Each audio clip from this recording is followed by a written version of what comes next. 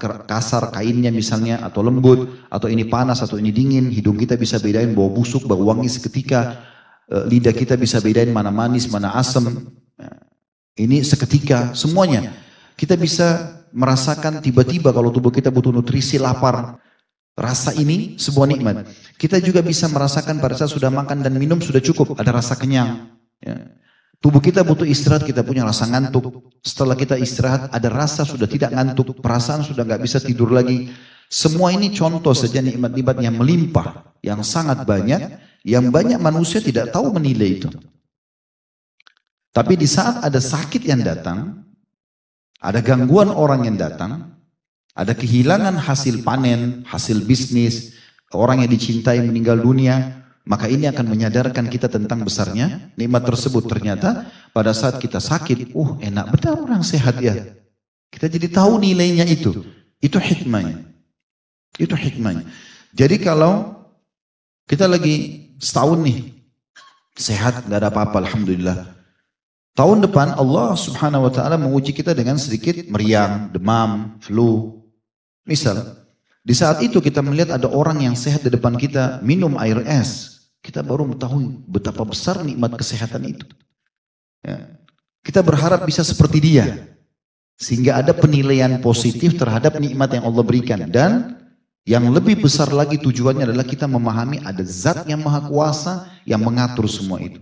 Dan kita tidak bisa menghindar. Siapa di antara kita bisa menghindar kalau dia sudah sakit? Kalau dia sudah ngantuk? Kalau dia sudah diganggu oleh orang, difitnah, digibah, dia nggak bisa mengkanter itu. Terjadi. Tinggal dia menggunakan perangkat-perangkat syar'i untuk melaluinya. Dia bersabar, dia bisa menerima, tidak berkeluh kesah. Nah, ini poinnya. Itu juga pada saat kita mencintai seseorang, orang tua kita, pasangan hidup, anak-anak. Kalau terus saja sepanjang ini kita hidup terus bersama-sama tidak ada masalah, maka biasa saja. Tapi di saat terjadi perpisahan, safar misalnya, lama nggak ketemu, lalu kita rindu untuk bertemu, kan kita jadi tahu nilainya orang itu kan?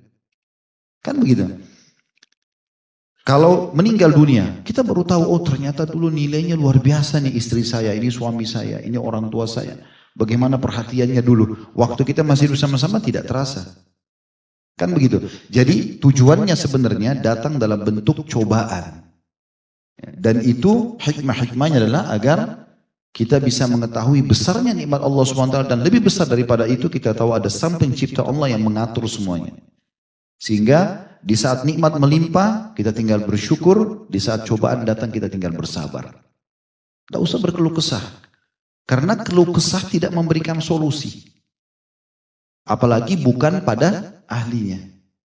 Sering kami sampaikan di pengajian dulu waktu kita masih offline. Kalau antum ada masalah, sakit misalnya. Keluh kesahnya, penyampaian permasalahannya boleh, tapi pada ahlinya. Ke dokter misalnya. Itu pun harus tepat sasaran saja. Misalnya lagi sakit tenggorokan. Ya udah, konsultasi untuk kesembuhan tenggorokan. Gak usah tanya dokter tinggal di mana, berapa anaknya, istrinya, siapa namanya. Gak ada gunanya. Poinnya di situ saja. Permasalahannya di situ saja. Jadi pada ahlinya dan harus to the point saja. Begitu diajarkan Nabi SAW. Kalau sahabat ingin bertanya, tanya sesuatu yang penting saja. Yang tidak penting gak usah. Jangan berat-beratkan agama. Karena kata Nabi SAW, sungguh agama ini mudah dan hanya akan berat bagi orang yang memberat-beratkan. Ingat kisah Bani Israel, disuruh sembelih sapi betina, mereka banyak bertanya, sapi apa? Mereka tidak yakin, masa orang mati disembelihin sapi, ambil potongan pahanya sapi, ditepukin orang matinya bisa ngomong, kan tidak masuk akal. Tapi wahyu begitu. Wahyu mengontrol akal, bukan akal mengontrol wahyu, kan gitu. Jadi akhirnya lagi sulit, jadi sulit buat mereka. Dan Allah menjelaskan di dalam Al-Quran. Ya alladzina amanu la tas'alu an asya'a in tubda lakum tasukkum. Hai orang beriman, jangan banyak bertanya hal-hal yang nanti kalau ditetapkan maka sulit buat kalian. Udah, duhur dikasih 4 rakaat, sudah gak usah tanya. Kok 4 rakaat aja, kan enak 8 rakaat. Udah 4 rakaat terima saja. Puasa Ramadan, kenapa cuma 1 bulan, 2 bulan enak sebenarnya. Ya sudah begitu saja. Gak usah dipersulit. Yang penting kerjakan, ikhlas, dan komitmen menjaganya. Kemudian ada tafsir Al-Mukhtasar. Ini dikeluarkan oleh Markas Tafsir Riyadh di bawah pengawasan Syekh Dr. bin Muhammad Salih bin Abdullah bin Humaid, Imam Masjidil Haram. Beliau menjelaskan yang dimaksud dengan halu'a, innal insana khuliqa halu'a, sungguhnya manusia diciptakan dengan penuh keluh kesah. Maknanya adalah sungguhnya manusia itu diciptakan dalam kondisi suka panik, ada kepanikan. Itu bisa bermakna juga seperti itu. Kemudian juga dari tafsir Al-Madinah Al-Munawwarah, Markas Ta'zimul Quran, di bawah pengawasan Syekh Profesor Dr. Imam Zuhair, seorang profesor Fakultas Al-Quran di Universitas Islam Madinah. Kurang lebih beliau mengatakan di tafsirnya, ayat-ayat ini menyebutkan sifat-sifat manusia jika belum terdidik oleh keimanan. Konekkan ini dengan tadi yang saya sampaikan ikhwas sekalian ini, artinya ini memang ada tapi sebagai ujian. Kapan kita bisa lepas dari sifat ini kalau kita sudah belajar? Nah makanya dibahas seperti di pertemuan ini.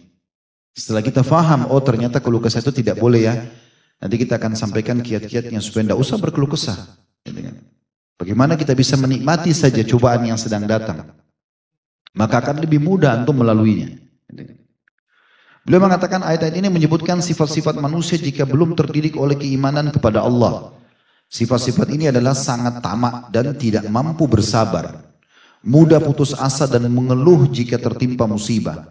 Dan jika mendapat kelapangan rezeki dan solusi dari permasalahan, maka dia enggan membaginya dengan orang lain. Ini semua disebabkan oleh besarnya kecintaan kepada diri sendiri dan kecondongan untuk merasakan kenikmatan secara sendiri saja.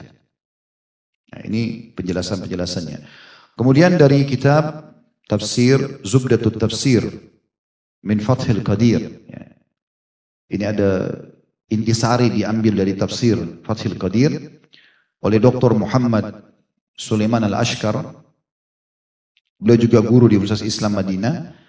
Pada saat menjelaskan innal insana khuliqa halu'a, sungguhnya manusia diciptakan berkeluh kesah, makna al-khal'u adalah kekikiran yang sangat dan suka mengeluh. Jadi ada potensi itu. Berat memberi dan suka berkeluh kesah. Ya, tapi sekali lagi ingat ya, saya sudah kasih kata kunci ya, ini adalah sebagai ujian. Bukan potensi ini untuk dipakai. Kalau hal yang positif, melakukan kebaikan-kebaikan itu untuk kita pakai.